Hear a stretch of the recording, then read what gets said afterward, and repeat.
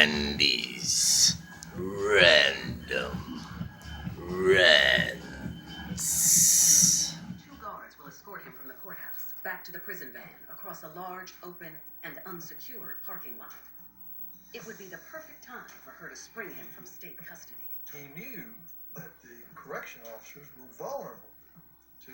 What kind of correctional facilities do they got?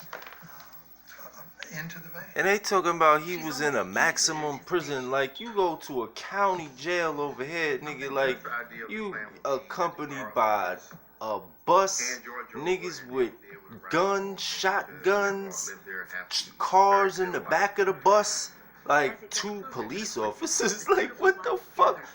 And this ain't like it's in the 1920s or the 1970s, 1980. Like, they got cell phones. Like, this is lately. She needed to get a gun and she needed to start practice shooting. And this chick, this is what you call a stalker. That's what you call a stalker right there. She's following some dude locked up in prison. Yo, you fell in love with somebody in prison. And then let me tell you another thing. They're sitting here trying to debate like we don't know if he really loved her or not. Nigga, ain't no fucking you ain't, man. Get the hell out of here. Falling in love with somebody in prison like that, dude. Come on, man. Stop it. She would have got him out. He'd have been beating the shit out of her in a week. She left the courtroom in a hurry. She knew where the prison van was. She ran to her car and got in position. She got her gun, made sure it was ready to go, and knew exactly what she was going to do. She begins to sweat, but knows it's too late to back out now. She has no idea that what she's about to do will have dire consequences. She sees the guards bringing George out of the courthouse. She hops out. As the 2 officers prepare to load their convict into the van, she nervously points the gun at Officer Wayne Cotton Morgan. She draws down on him, and George says, shoot. Shoot. And Cotton says, no. Yeah. Don't do this. That's really what somebody loves you is gonna suggest that you do. He's on the ground. He was shot in the gut. And conspire with you and lead you into doing. Larry Harris drew his gun. That's exactly what somebody who really loves you is gonna do. He emptied his weapon and gets Morgan's weapon to continue firing at Jennifer. Everyone in the courthouse is frozen in fear. And there are bullets flying everywhere. She's shooting, Mr. Harris is shooting. As Harris continues to fire at her, she jumps in her SUV and drives to where George is hiding. Hunkered behind a car, and he jumps in the back seat. Jennifer immediately hits the gas pedal. Wow. Took off down out of the parking lot, bullets flying by, and made a getaway. I mean, they made a getaway. With her adrenaline pumping hard, she only just notices that she's been shot. Jennifer is bleeding. There was blood all over the vehicle. And later, in Chicago, Latasha Pulliam sacrifices her soul to please her man's sickening desire. She'd never gone to that extreme before. He would do anything that he was doing because they were simpatico. They were together. They were partners, even in something that was so heinous. Guard and freeing her husband of 3 months from incarceration in Roane County, Tennessee, Jennifer Hyatt realizes she's been shot twice. Officer Harris did manage to shoot Jennifer in the buttocks with a through-and-through wound, and also to graze her on the face. But there's no way she and George can stop for help. Going to the hospital at that point was out of the question for both of them. Instead, their first stop is the deli, where she stashed the minivan with all of their supplies. They transfer vehicles. Jennifer is bleeding. There was blood all over the vehicle. They immediately hop on the highway. Before anyone got a grasp of what had just happened, they were already on the interstate, headed out of town.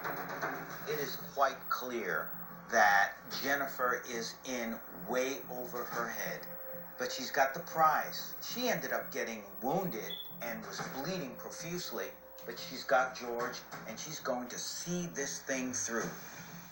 At the courthouse, law enforcement quickly figures out who's involved and begins a nationwide manhunt. When you shoot an officer, it gets the attention of every other officer. You can count on that.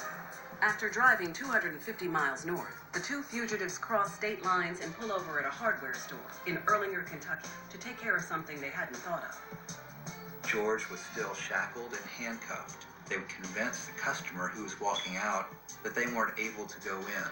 They gave him money and he agreed to go in, buy a hacksaw, and bring it back out.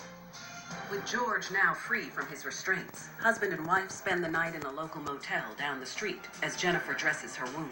Bleeding out her ass. Despite her injury, And he she probably can hardly wait to consummate her He marriage. still tore that ass up.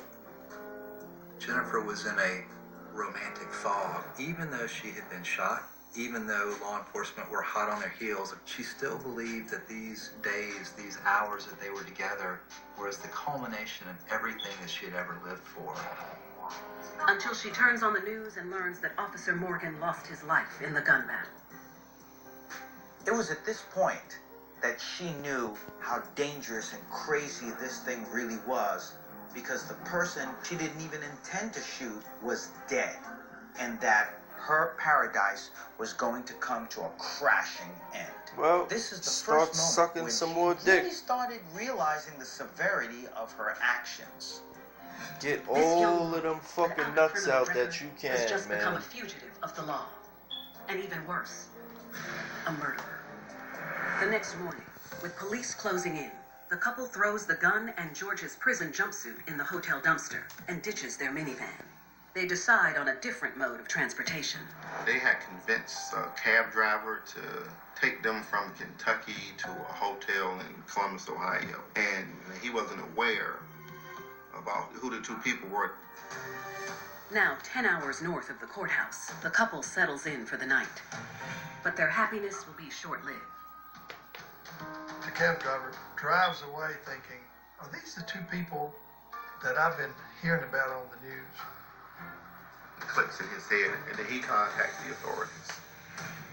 The next morning, U.S. Marshals surround the Hyatt's hotel and make their presence known by calling their room and warning them to surrender. Surprisingly, the two give up without a fight.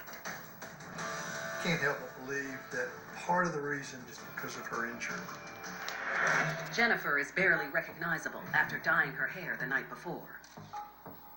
Extradited back to Tennessee, they both risk going to trial for multiple charges, including first-degree murder. But she is still in her romantic Okay, fog. While awaiting her court date in a cold cell, she needed she that finds black comfort dong. reminiscing about the few days she was with her husband. She needed and them writes about ding their adventures dongs. together. That Choco She was Bliss.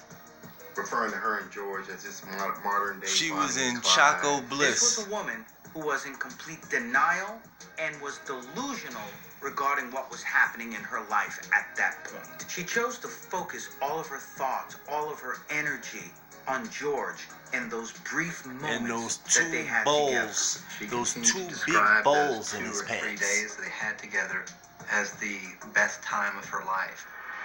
After being Good for separated her. from George for months, his hold on her finally weakens. Just before her trial, she files to end her 3-month marriage. I think it took a good year for her to begin to come around, to realize that George had duped her. And as much in love... Ain't nobody as he was dupe you, with you George, dumb bitch. she then You flipped. already duped, you dope. Despised him. A year later, Despised Jennifer it. Hyatt pleads guilty to first-degree murder, attempted first-degree murder, and facilitation of an escape in exchange for testifying against her husband. She's sentenced to life in prison without the possibility of parole. You And went apologizes to Morgan's family for her and actions. sucked It was dick very for emotional a that day, she played guilty. 2 days, She my did nigga. express some remorse Gave your for life what she up had done. for sucking Knowing some his wife dirty was going to balls. testify Look against at that him, shit. George Hyatt Running pleaded around guilty with to some first-degree dirty murder, balls. attempted first-degree murder, and felony escape. He Man. receives life without parole. You two are fucking. Jennifer is now living in the Tennessee prison for women in Nashville. She has the rest of her life to think about how love led her astray. There's no reason in the world she would That's not have done love. all Love the didn't things do she that. did, have thrown away all the things she threw away if she didn't actually love George. The irony of all of this is that this romance started in jail And now she's going to have to spend the rest of her life in jail. She was so in love with George and the excitement that that relationship brought that she was willing to sacrifice everything. He led her down the primrose path and ruined her life. He ain't lead her nowhere. How you lead somebody behind bars, B? How do you do that? You don't blame him. He's an idiot, but my nigga, like, often get them in trouble. ain't nobody take her fucking hand and make her do what the hell she did. She just needed some black balls. Look at her. Jennifer Hyatt You can regrets see it going in her eyes. against her Look true at nature her. to be with her love, So all she and is needed paying was the some price. black balls. Latasha Pulliam finds herself Uh-oh. involved with a man who puts her on a path of self-destruction.